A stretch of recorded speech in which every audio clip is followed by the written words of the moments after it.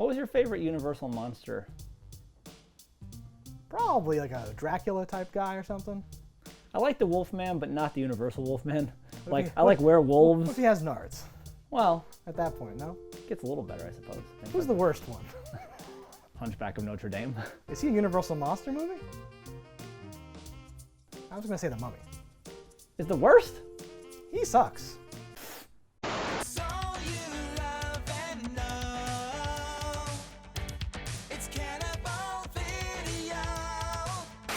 All right, guys, here we're going to talk about the movie The Mummy.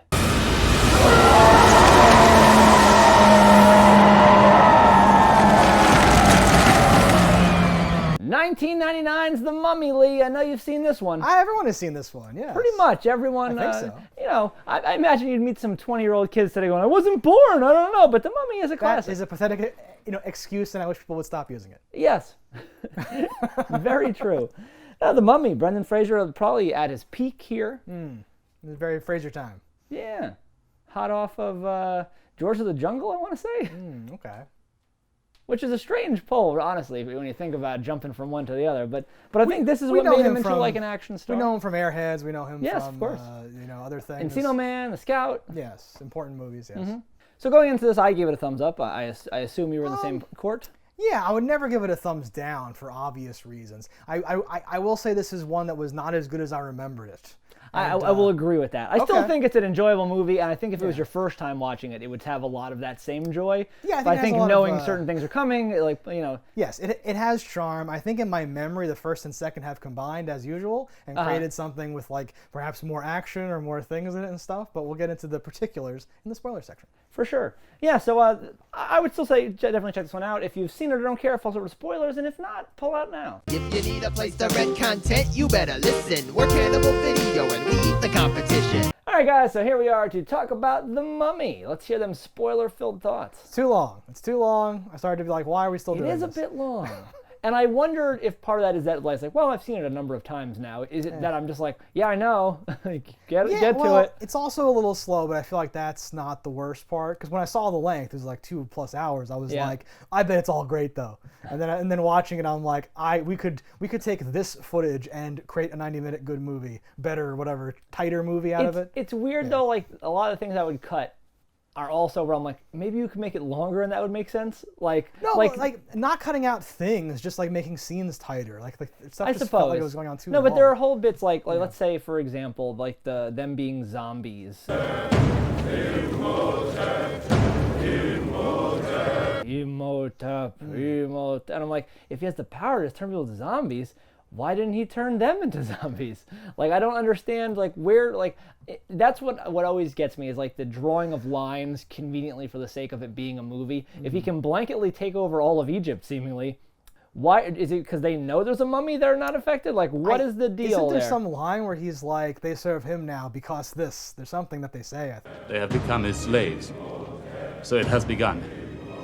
The beginning of the end. Do they? I mean, I think so. I know they say they serve him now, your point, but I don't think there's a logical point Were they there. resurrected or were they... No, those are just they people. Were part of a cult of they something? have boils. Oh, the plague with the boils. Yeah. Yes. They're just people. And I'm like, oh. He's like, they got boiled. They serve him now. Yeah. Yeah, that's like one of the only things that I'd be like, get that part out of there or explain it more. I don't like that part. We have that great moment where the guy's like, uh-oh, I'm caught. Imhotep, and he starts doing it. I'm like, oh, it's tight. I hate that, though, because we display that they are a hive mind because at one point when Imhotep actually walks up, they all turn and see him at the same time. Even when they shouldn't know he's there. So, like, you would know that he's not part of that. So, like, those are those things where I'm like, if we're making a fun action movie, let's make a fun action movie. If we're making a dumb comedy, let's make a dumb comedy. And if you only have a few moments in a 2-hour and like 10-minute movie that are dumb, pull those out because they don't make sense. A lot is dumb, I think, and part of it is the PG-13ness of it or something.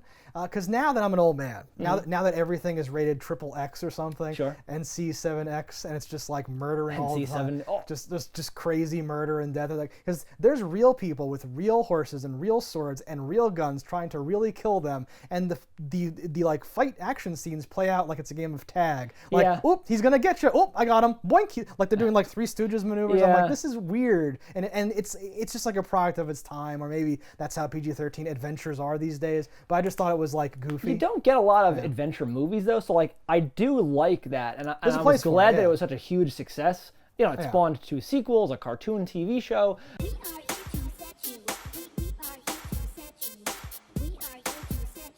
You know, this is like, you know, prime time cinema of like, you know, the day. Yeah. So like it's amazing that you didn't get a bunch of rip-off like action movie like I Want to Be Indiana Jones type things come out after this.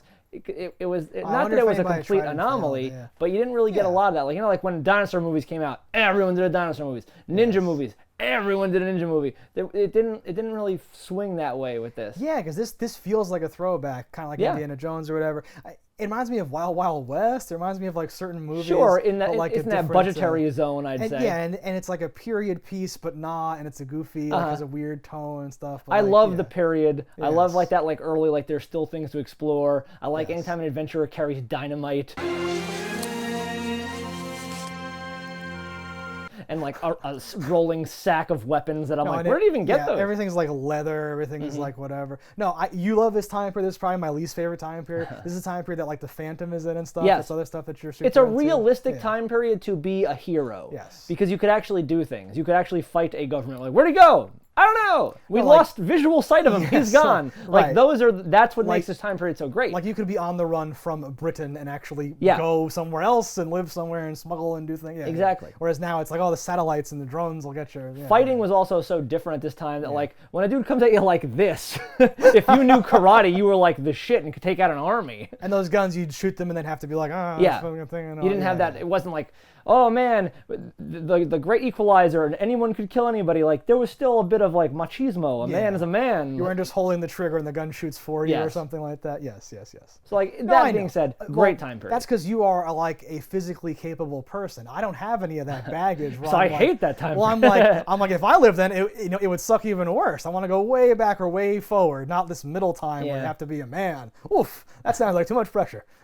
That was like my thing as a kid. I was like, I want to be the guy that's like, and it's funny now because as an adult I hate going outside. Yes. But then I was like, I don't want to be the guy that explores the jungle. I want to do this thing. Blah blah blah blah blah. And then as I got older, like that's all been done, and I'm like, fuck. Well, you were like identifying with that guy chopping through with the machete, finding the ancient temple, doing this having stuff. A cool hat. I was like, look at that idiot. He's gonna get sunburned. Go back inside. Oh, that computer guy. He knows what he's doing. Hacker man. Be that guy. Go in there. The guy back at the tent who's like, mosquitoes. I'm like, that's me. And you were like, Brendan Fraser. Yes. Yeah. Anyway. And Brendan Fraser here, like you can see, like this dude, very capable. He's good. Super fit this role like to a T. Big time. And it would have been really funny if anybody else would have got this role. Like Leonardo DiCaprio was up for it and like wanted to do it, but got stuck filming The Beach. And you're like that would have been such a different movie. Like what would that even have been? Especially if Brendan would have done The Beach instead. It would have gotten a very interesting alternate history there. And I love Leo, great actor. Yeah. But I don't know if I've ever seen him in a really physical role. Like the tone of this fits, and Brendan Fraser's a big guy too. Like everything fits him well, and I feel like it's like a perfect storm of things. Rachel Weisz is even really good in this. Yes. I've got it. The golden book of Amun-Rise at Hamunaptra inside the statue of Horus.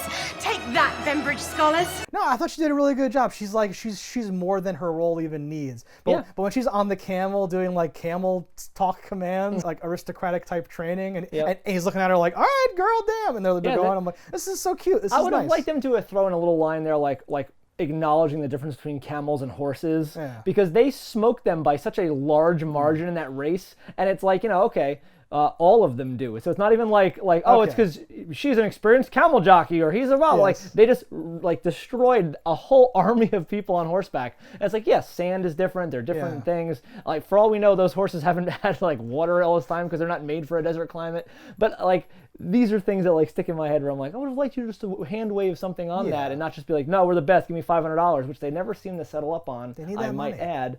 He should have taken it off one of the corpses, one of the dried out corpses. Yeah. That settles our bet, and just taken it. Oh, yeah.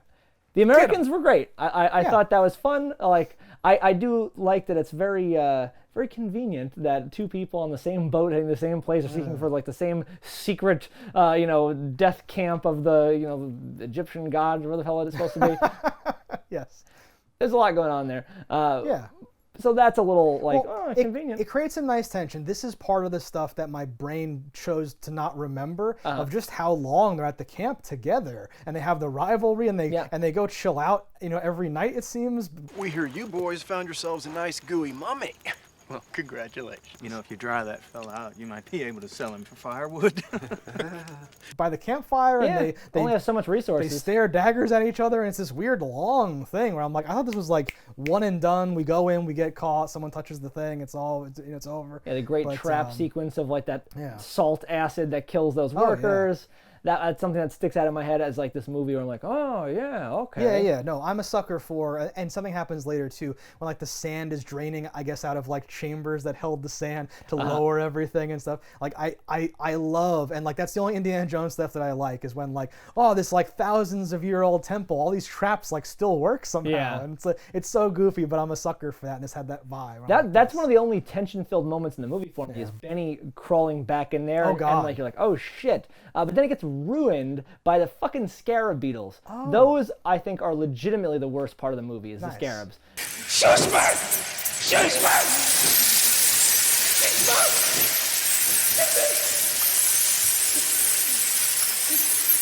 So like I like the beetles in general. I think that's cool, these flesh-eating scarabs. But why did you have to make them like this ravenous piranha, instantaneous, like strips you off? Yeah. It would have been just as creepy if they just went on you and started eating you, and you can't fight them off because like their shells are too hard, and you're like, and you're dying slowly. If anything, that's honestly scarier. But to have them this CG mess that you can't really do right, that picks the bones clean instantly, so like them putting those scarabs into the coffin before, and I think the audience by then has seen what they really are or something, so it kind of undercuts it. But just the idea that there's flesh-eating beetles eating them alive, but like at normal beetle speed, is worse, like you're saying, right?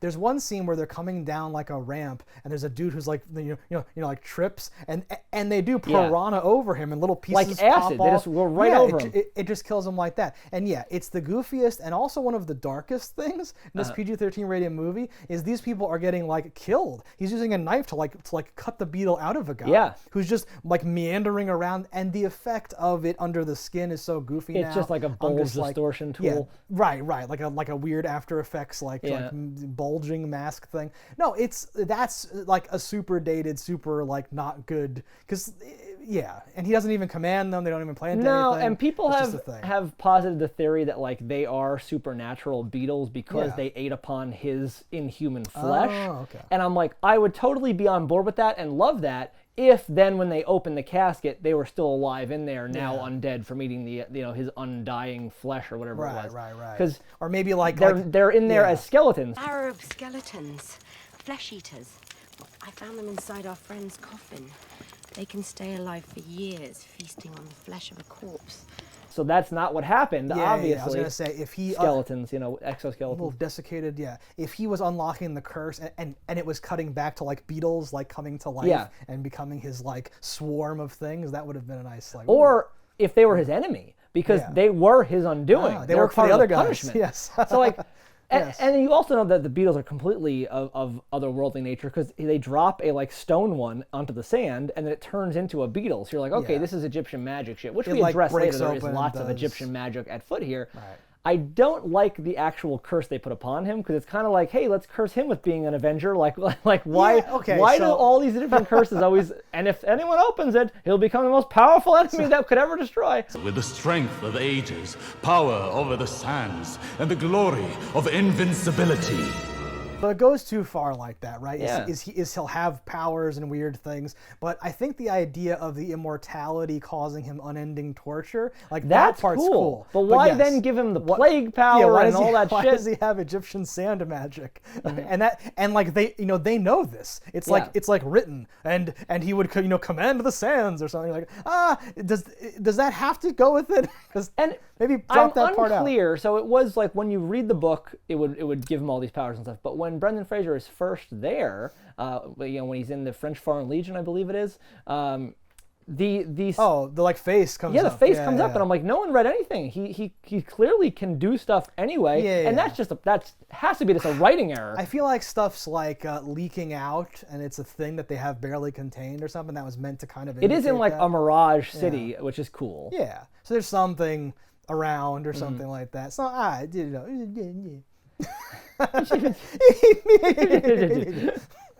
It's a fun movie. I don't want to seem like I'm just harping on it constantly. Like there are things that like still make me laugh. Like when he turns a corner and he sees the girl, and he's like, what are you doing? Let's go! Ah, mommy! Ah! And it just shoots him. Yes, no, I got him. Like, yeah, you got him. I told you, I got him.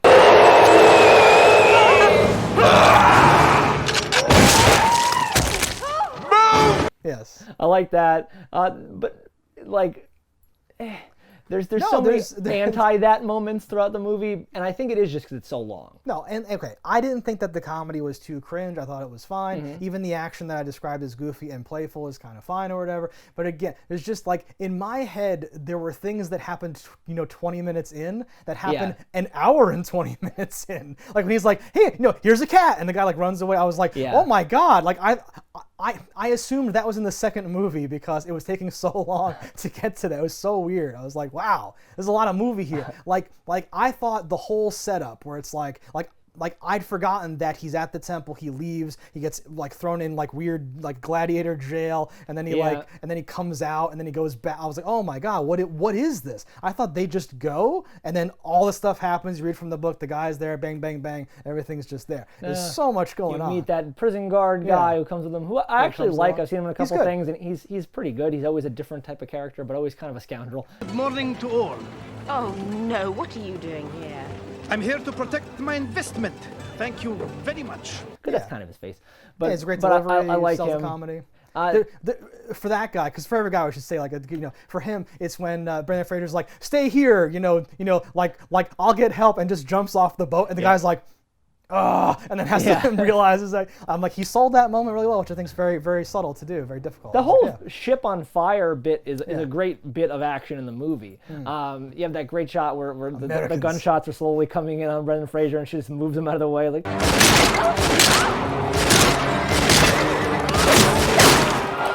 Ting ting, and he's almost like mad, like, "Why'd you touch me?" And I'm like, "You were gonna die." The bumping people into fire is probably my favorite thing that the brother does.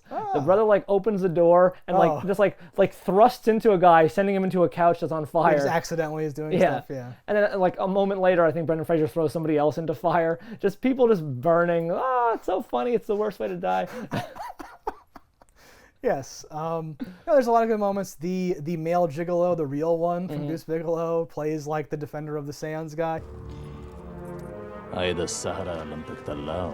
his boss is another character actor who's been in like a ton of things. For over 3,000 years, we have guarded the city of the dead. We've sworn at manhood to do any and all in our power to stop the high priest Imhotep from being reborn into this world. So together, he's rocking a fez at one point. They have a good where he then basically indirectly admits, I burned the map on purpose. We're trying to protect the world from this crap. You guys, what the hell? Well, come with us. We have to fix it now. And they're doing all that. Yeah. That's a nice element because usually there's just people. It would have just been her reading from the book and being like, I think we defeat him by doing this. And there's no outside connection. Here, there's like an organization. There's it's like who doesn't do too much, honestly. Well, it's even unclear how he survives, but he's around at the end because he's in the sequel. Oh, thank you very much. Exactly. And I think it's just because he's handsome. They're like, we need him. That's enough. Put him on the box. I'm a gigolo. A gigolo who? The library is great. The scene where she destroys the library. And the domino rally thing. Even just her balancing on the ladder bit, I was like, that's hard. That was something we used to try to do as kids. Like, how long could you balance on the ladder for? She's pretty good at it. I had trouble climbing ladders as a kid. No, I like that, honestly, from like a filmmaking perspective, because it shows that she's got a little something, that she's better than your average librarian, and that fits in later. Or just more unlucky than your average librarian. Well, yeah. That shot, they said they had one opportunity for it, because it was like a 7-hour reset if they fucked it up. That's hilarious. Okay. And I'm like, all right, they got it. I'm like, did they get it? Yeah, they got it. I love the guy who plays the expert for the American team. He's the guy from Anaconda. Do they know something we don't? They're led by a woman. What does a woman know? He's in Richie Rich. He always plays a really different character, and I think he has a lot of fun with whatever he plays. Yeah. Dies from locust. What are you going to do? What have we done? He's the guy who says, you must not read from the book. Yeah. Yeah, I've been quoting that my whole life. No! You must not read from the book! Whenever something's happening in like weird circumstances that don't almost apply never at all, someone's reading a I've book been though. saying, yeah, no, but just that vibe when someone's doing something that they shouldn't be doing and I'm realizing it, that's what pops into my head still to this day. As it should.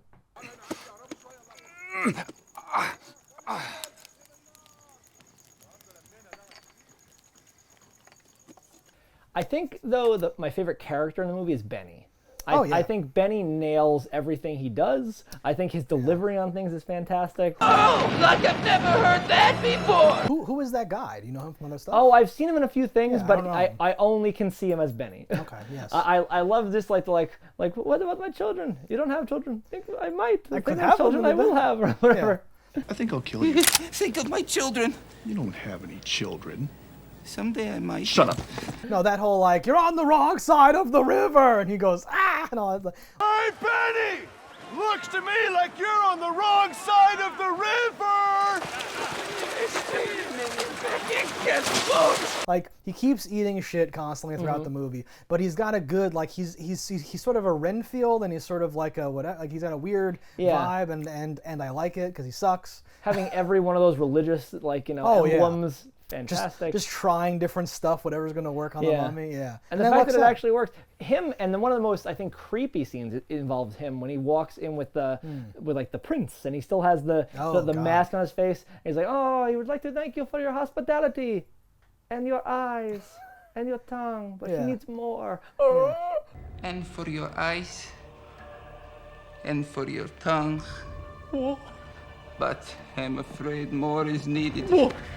No, yeah, because that guy, poor fuck, who loses everything. He's like reveling in his role as the mummy's Renfield, which I think is really cool. He's the right-hand man. And he's like, I'm going to be the best that I can be at my job. What is it? He has a line that's pretty cool where it's like, it's better to serve at the devil's hand than to be under his foot or something like that. Whatever. Yeah. Better to be the right hand of the devil than in his path.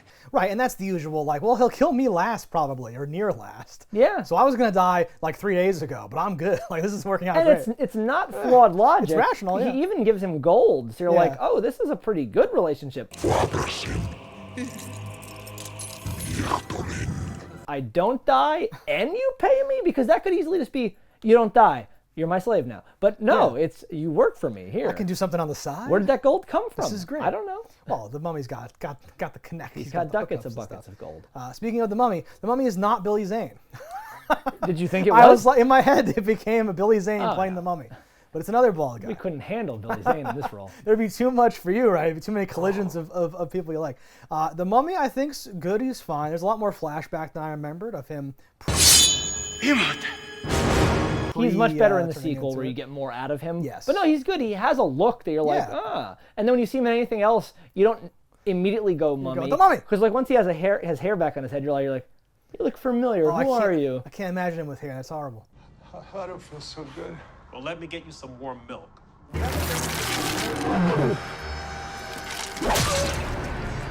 All right, I'm not even gonna think about it. You've seen him before too. I'm sure I have, but I'm like, no. Who's that strange man? You're not Billy Zane either, right? Going through. No, so like my biggest gripe would be because again in my head it's much quicker as we unlock the things and we break the curses. The little video game logic of like getting less curse. So like.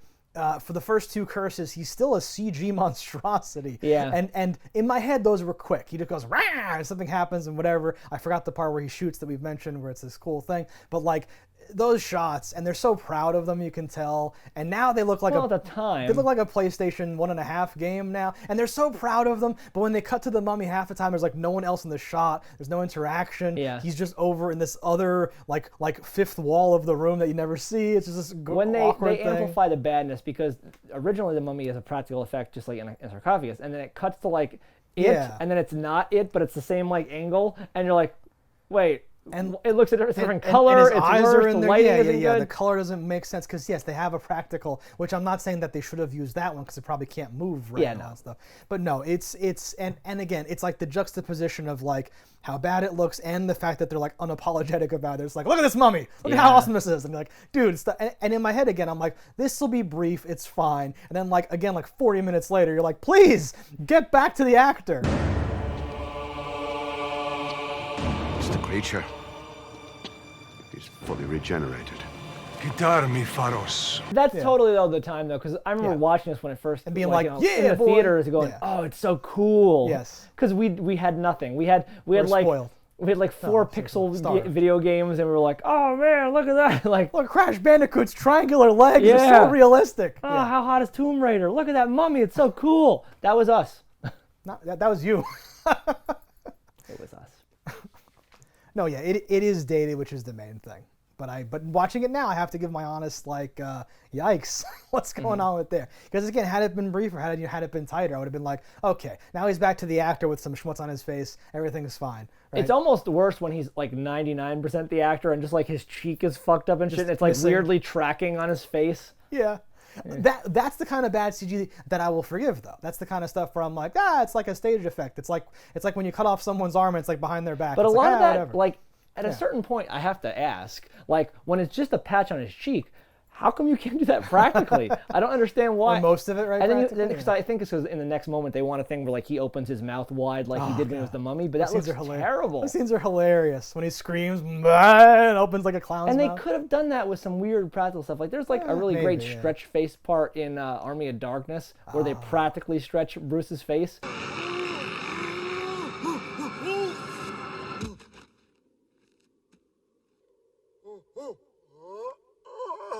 And I'm like, if you're doing something for like a few seconds and you're already going to put in like hundreds of thousands into CG, get a makeup guy in here. Do some fun stuff. CG was film it in a way that you could do this. I think CG was the new hotness during this era. Oh, of course. And people were like, "Don't worry, we can do that with CG." And it was this big the worst CG is in the next movie, the Rock. At the end, Scorpion that's legendary. Oh my god, it's so bad.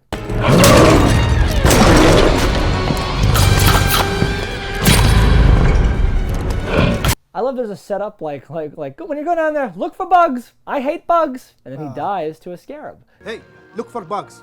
I hate bugs. So like a little bit of foreshadowing stuff like that. I like that stuff. Again, that guy's just so funny. There's a part where he's like sleeping on a camel, and the brother just like slaps him with his like camel smacking stick.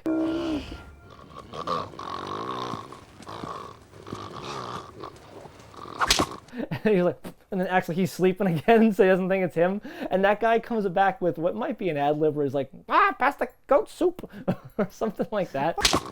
It's no more goat soup. Okay, I forgot this part, but so dumb. Yeah.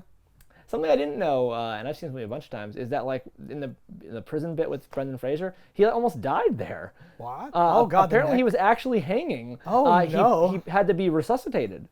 And I was like, oh shit. So he gets hung. Yeah. But his neck didn't break. Now we have to watch him suffocate. Yes. Yeah. Which is cool too, because I think that was the first time I ever heard something like that. Yes. Like, because I never really understood, because I always assumed you're choking. And, yeah. And I think that was the first time I was like, oh, when they show people drop, I'm like, their neck broke. Oh, you're like, that makes sense. Yeah, because hanging wasn't Dad, super popular when I was a kid, so I didn't know much about it. No, those are things where you would miss as a kid because no one thinks to tell you, and then finally a movie explains what's going on. You're like, And he's got a big, strong neck. He could fight. Honestly, I was like, he probably did the neck maneuver. I don't even know what's better. Like, is it better to tense or not tense? I don't know which. Was it make it snap harder?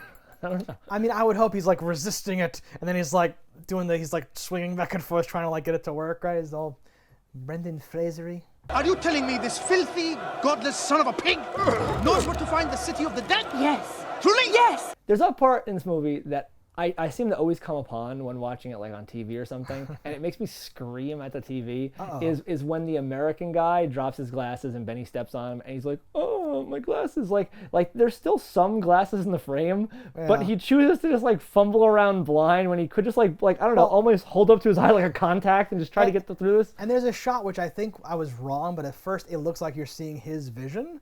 And it's like not that bad at all, but then he walks into the frame, so I'm not sure if that's what they meant you to think. I don't know. It's weird. But like they're led to believe he's like Daphne and blind. Well, no, but the shot was kind of out of focus. So I was like, that isn't that bad. And then he walks into the shot, and I'm like, is that just out of focus? Like accidentally? Like, what's happening?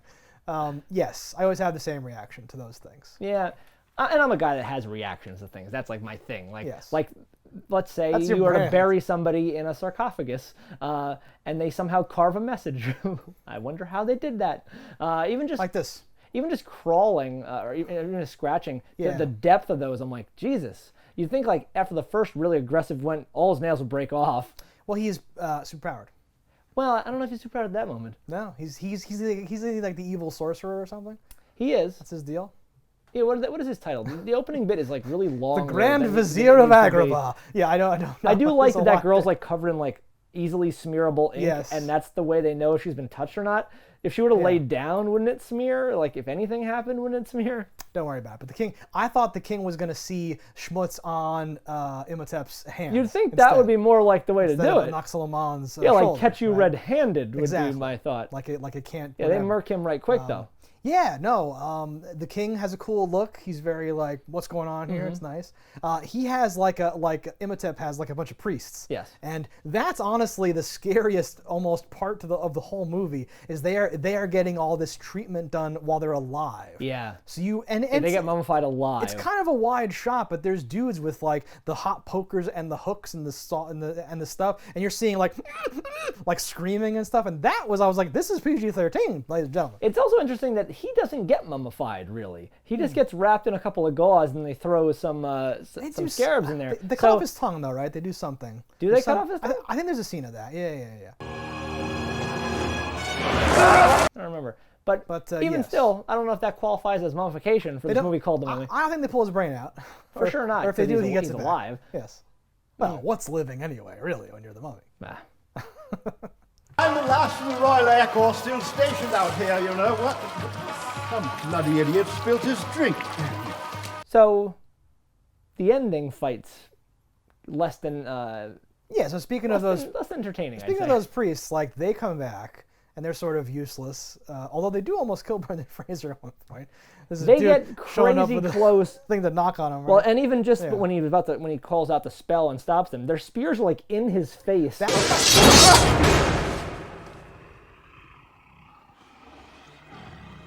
That's the second round. Those are like the guards. But what I'm saying is, like, if your spears are touching my face, unless they came in as slow as fuck, you should be cut.